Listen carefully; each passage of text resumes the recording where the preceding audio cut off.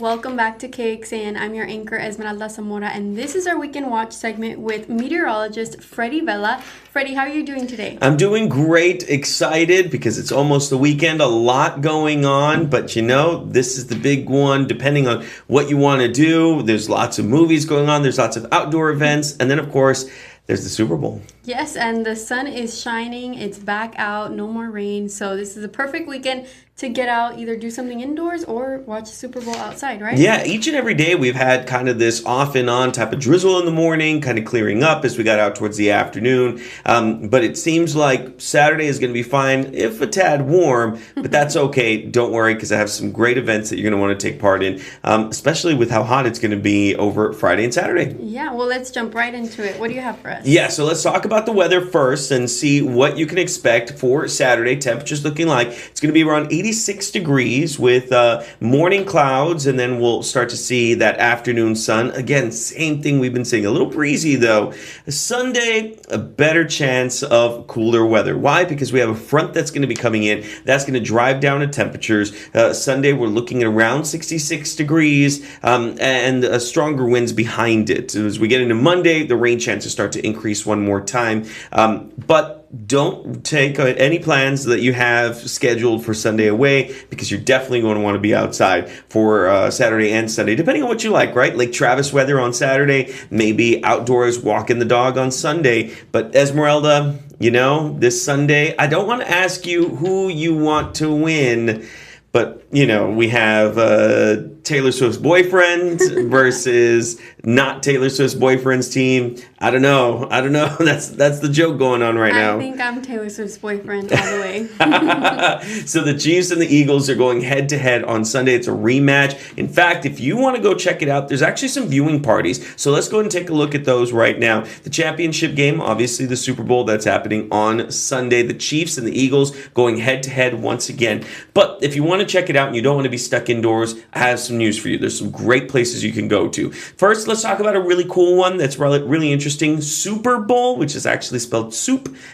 Super Bowl, that's going to be at the Iron Wolf. Oh, apologies. Let me go ahead and keep that going. The Super Bowl, that's at the Iron Wolf Ranch and Distillery. That's going to be a food drive that they're holding. It's $10 for the tickets to go in, and you get to try soup, and you get to try chili, and so much more. It's a lot of fun. That's going to kick off at around 12 o'clock, and it's all to raise money. So, head on out there, be part of this, and then, of course, they're going to have the Super Bowl right afterwards. That'll be shown there, too. So, that one's really cool. That's at the Iron Wolf Ranch and Distillery. And then, if you want to just do some regular viewing, there's a couple of places that have announced that they're going to have watch parties, like Meanwhile Brewing, the Austin Eagle, Blue Owl Brewery, all of these different places that you can go to check it out. And like I said, weather actually looking pretty great here for Sunday. And then in New Orleans as well, temperature should be in the 70s. They're also going to be dealing with that cold front, and that'll definitely help them out too. So,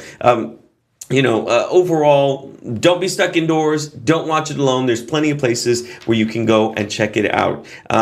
So I don't know, Esmeralda, who do you want? You're looking for the Chiefs to win this one. Yes, I am. And the halftime show. I know they're going to win the whole show. Yeah, the halftime show is going to be a lot of fun. But that's not the only event that we have going on, Esmeralda. There's another one that's happening Friday and Saturday at the Austin Film Society. And I actually have a special guest here to talk to us a bit more about what's going to be going on there. I have lead programmer Lars Nielsen here with us. Thank you so much for joining us. Happy to be here. Lars, you got to talk to us. Obviously, Austin Film Society always has great showings. Yeah. But this weekend, one of my personal favorites, talk to us about the Before trilogy. Yeah, the Before trilogy, 3 films made by my boss, the founder and artistic director of Austin Film Society, Richard Linklater, is playing. This is one that we bring back again and again.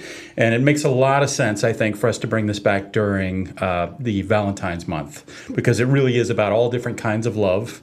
It's about a love that matures, about a love that changes, and it moves on. So you can watch all of these films. If you want to get out of this punishing 86-degree weather, a breezy 86 degrees on Saturday, you can sit inside and watch all 3 of these films, and you can watch love bud, emerge, and flower. And you can see it all happen over the course of the whole trilogy. So it's a beautiful series. Obviously, you've got Ethan Hawke, Julie Delpy. We see them growing into middle age through the course of the film, and it's through the course of the 3 films, and it's a very beautiful trilogy. And for those who don't know and who have never seen it, I've seen the whole trilogy. Probably one of my favorite movies that I've ever seen.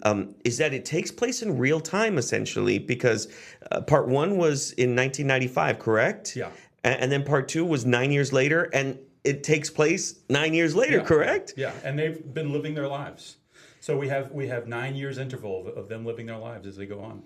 I mean, I have no words because you and I were talking before this of how much I absolutely loved the film, not knowing that he was actually your boss. Now that makes me a little more nervous about it because I would love to see it, especially there at the Austin Film Society. Why is it so important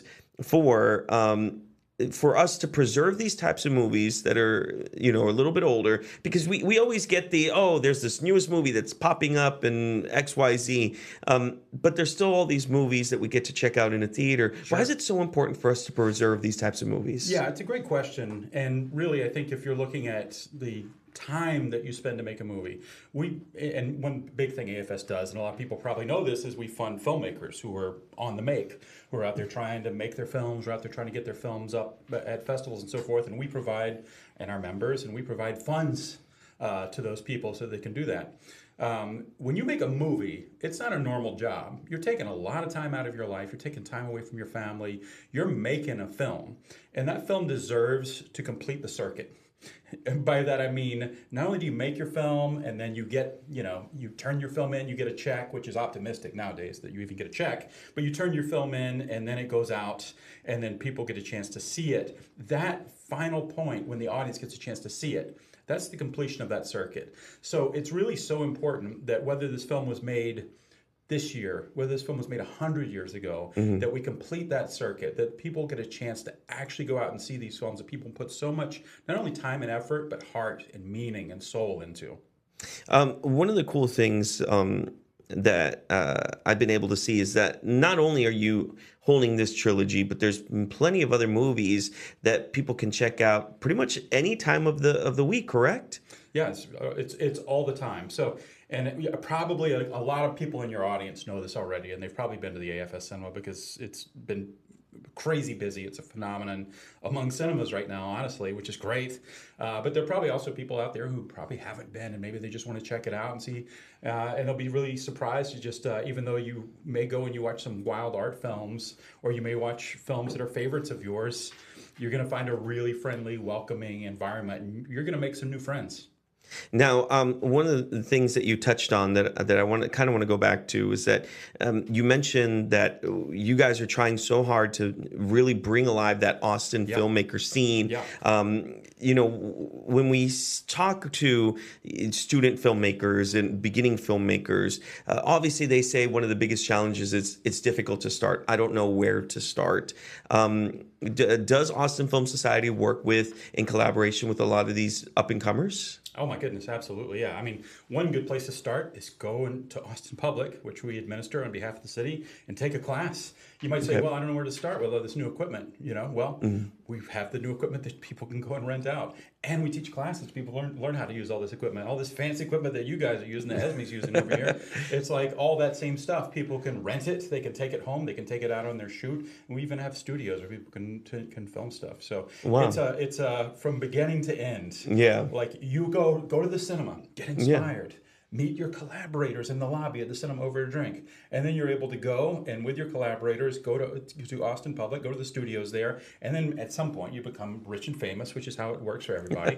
and then you're actually using Austin Studios, which is where, a lot of the big film productions film over at the old airport, which is also administered by AFS. So we're trying to have the entire ecosystem from the spark of the idea to the part where that's actually out there and reaching the world. All those things are facilitated by AFS and by our members and our donors and the city and everything. Wow.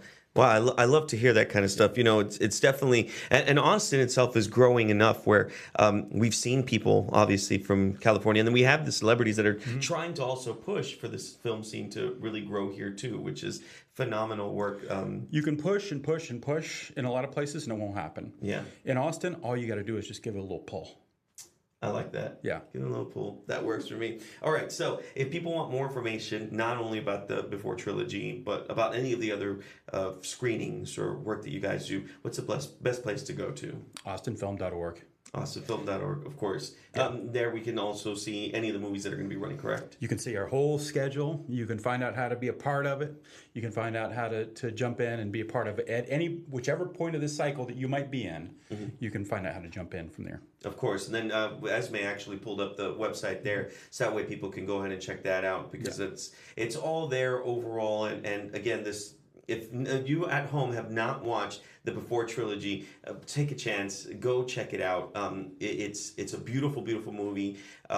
It's what got me, honestly, it's what got me loving filmmaking. I was only 10. I had been about 10 at that time. Me too. And at the time, we always think of the big blockbusters. And while this was a big movie, it had heart, it had soul, and I remember watching it for the first time and thinking, this is the way movies should be made. Yeah.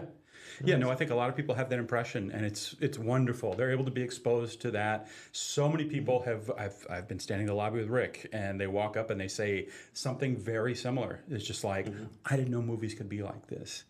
And what we're trying to point out is that movies can be any way that you want them to be. Movies, the whole art of cinema is young. It really is, Freddie. It's a young art, and it's really only getting started. And we want to be there to help the next great generation of people be part of the cinema. Awesome. Well, Lars, thank you so much for being here and being part of this. We really appreciate it.